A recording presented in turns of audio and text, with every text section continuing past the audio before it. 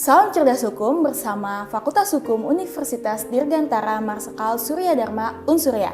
Saya Silvi, mahasiswa Fakultas Hukum Unsurya. Pada episode kali ini, kita akan membahas topik, yaitu topik hukum udara dan hukum ruang angkasa, atau yang populer di kalangan masyarakat disebut dengan hukum dirgantara.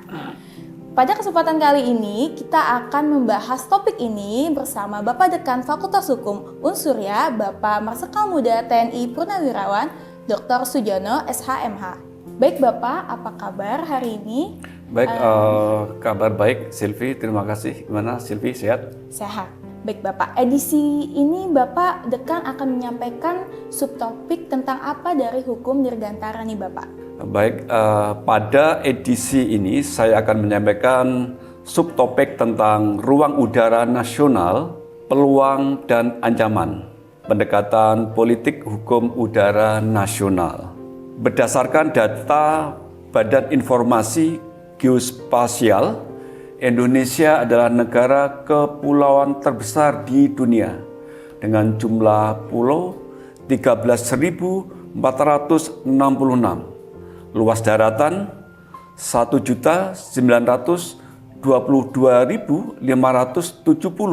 km persegi dan luas perairan 3.257.483 km persegi. Dengan demikian, luas wilayah udara kedaulatan Indonesia adalah ruang udara di atas daratan dan perairan teritorial. Dan berdasarkan Konvensi Chicago pada pasal 1 tentang kedaulatan mengatur bahwa the contracting states recognize that every state has complete and exclusive sovereignty over the airspace above its territory.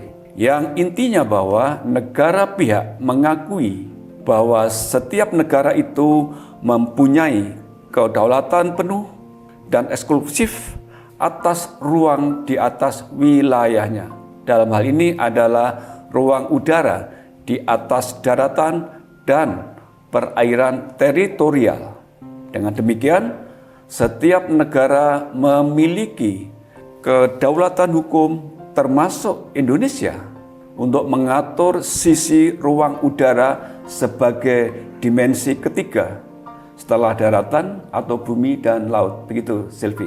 Baik, dengan begitu luasnya wilayah udara nasional dihadapkan dengan pasal 1 Konvensi Chicago 1944. Menurut Bapak Dekan, apa yang sebaiknya dilakukan oleh negara kita dalam pengaturan ruang udara nasional ini, Bapak? Demikian, berbicara pengaturan ruang udara nasional, ya, berarti membicarakan politik hukum udara nasional atau legal policy yang tentunya menjadi kewenangan pembentuk undang-undang, dalam hal ini DPR bersama pemerintah. Karena berbicara politik hukum sebagai kebijakan, menurut Profesor Padmo Wahyono bahwa politik hukum adalah kebijakan dasar yang menentukan arah, bentuk maupun isi dari hukum yang akan dibentuk. Dan menurut saya, hukum nasional harus selaras dengan cita hukum bangsa Indonesia, yakni nilai-nilai dasar Pancasila. Misal, terkait politik hukum udara nasional, apakah kita akan menerapkan pemidanaan atau denda yang bersifat administratif jika terjadi pelanggaran wilayah udara kedaulatan negara kesatuan Republik Indonesia oleh pesawat udara asing. Baik, menurut Bapak Dekan, bagaimana pendekatan yang tepat berkaitan dengan politik hukum udara nasional nih Pak? Sebelumnya terlebih dahulu saya sampaikan peristiwa-peristiwa di ruang udara yang empirik atau nyata pada masa lalu, agar kita memperoleh gambaran peluang dan ancaman terkait ruang udara nasional kita. Gambaran dampak strategik penggunaan air power atau strategic effect of air power, di mana strategic effect of air power merupakan salah satu dari 5 kemampuan inti air power atau kekuatan udara, yaitu eksploitasi informasi, penggunaan kekuatan gabungan, pengendalian udara, dan kemampuan bertahan serta dampak strategik penggunaan air power. Dampak strategik penggunaan air power inilah yang secara umum dahsyat akibat yang ditimbulkan itu luar biasa risiko bagi objek kalau diperluas bagi suatu wilayah atau sarana prasarana atau instalasi. Beberapa contoh peristiwa udara dunia dan nasional yang layak dijadikan sebagai referensi dalam politik hukum udara, yaitu peristiwa invasi Jerman ke Soviet bulan Juni sampai dengan Desember tahun 1941. Dalam penerbangan operasi militer tersebut melibatkan 510 pesawat bomber dan 290 dive bomber menyerang seluruh lapangan terbang Soviet yang dekat dengan front line dengan fragmentation bomb, dan akibat yang ditimbulkannya Soviet kehilangan 1.489 pesawat hancur on the ground dan 322 di udara. Suatu jumlah korban terbesar yang pernah terjadi sejak era Perang Dunia. Berikutnya contoh kekerasan senjata terhadap pesawat udara sipil karena pelanggaran wilayah udara.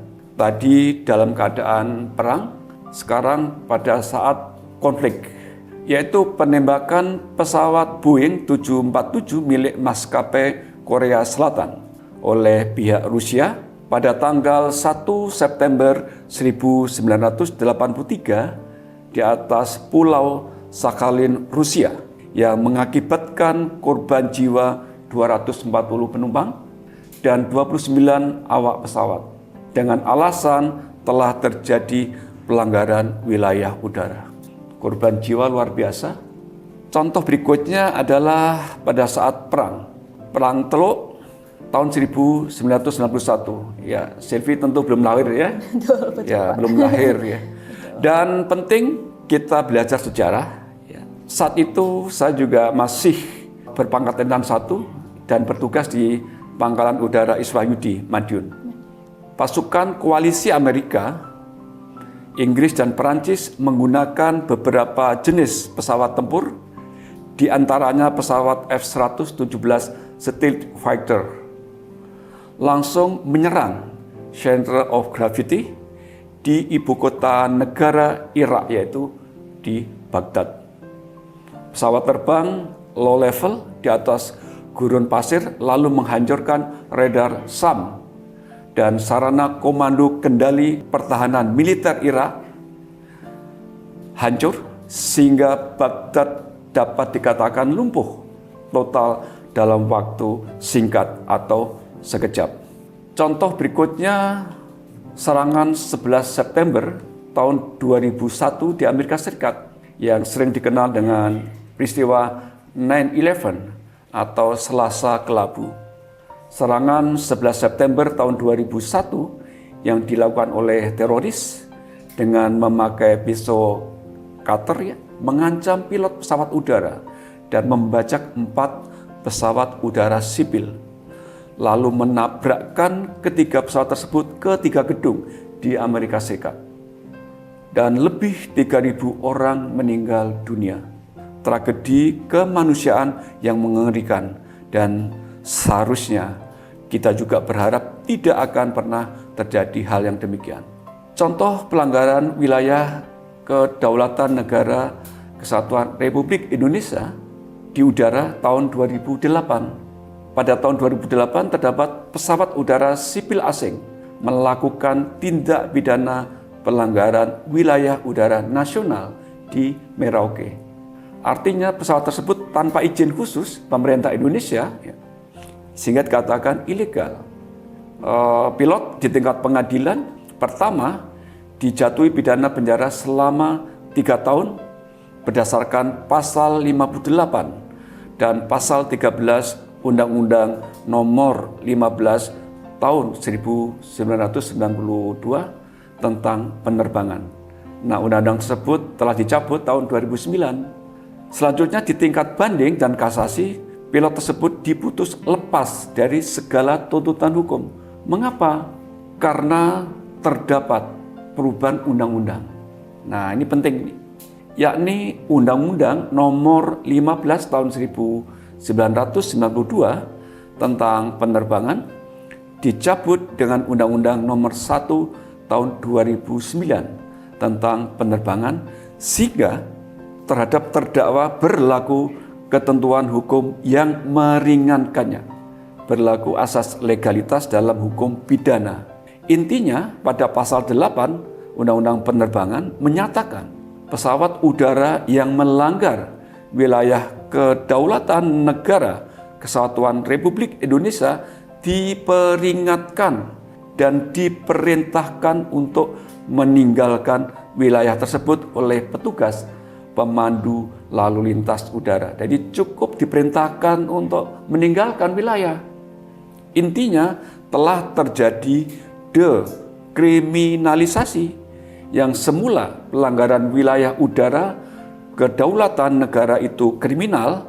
Dengan Undang-Undang Penerbangan tahun 2009 tidak lagi sebagai kriminal atau pidana. Berarti telah terjadi pergeseran politik hukum udara nasional. Demikian. Betul. Dari beberapa peristiwa yang tadi Bapak jelaskan mengenai peristiwa udara ya Pak, hikmat apa nih Pak yang dapat diperoleh dalam politik hukum udara nasional menurut Bapak Dekan? Menurut saya ada beberapa aspek yang penting dalam politik hukum udara nasional atau legal policy hukum udara nasional, yaitu diantaranya aspek pertahanan dan keamanan nasional serta aspek ekonomi, dalam hal ini adalah kepentingan transportasi udara.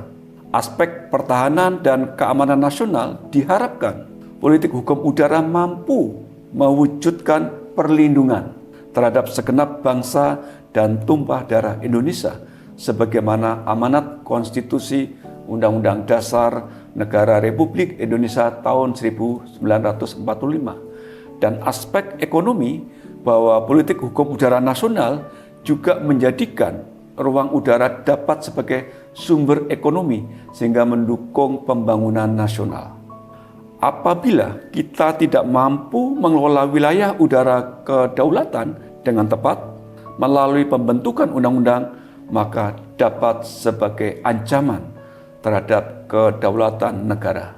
Oleh sebab itu, perlu meninjau kembali terkait dekriminalisasi pelanggaran wilayah udara nasional oleh pesawat udara asing sebagaimana diatur pada Undang-Undang Nomor 1 tahun 2009 tentang penerbangan dan penataan kembali pengaturan ruang udara untuk pertahanan, keamanan, dan kedaulatan negara dalam zona identifikasi pertahanan atau sering disebut dengan Air Defense Identification Zone. Demikian juga ruang wilayah udara kedaulatan yang begitu luas dan strategis dalam lalu lintas penerbangan juga perlu dikelola dengan tepat agar menjadi sumber ekonomi pembangunan nasional yang dapat menghadirkan kesejahteraan yang sebesar-besarnya bagi kemakmuran rakyat Indonesia. Demikian salam cerdas hukum dari Fakultas Hukum Unsurya di Halim Perdana Kusuma. Terima kasih. Baik, terima kasih kepada Bapak Dekan Fakultas Hukum atas kesempatannya kali ini. Terima kasih dan sampai jumpa lagi di podcast Fakultas Hukum Unsurya. Kita tunggu di lain hari lagi.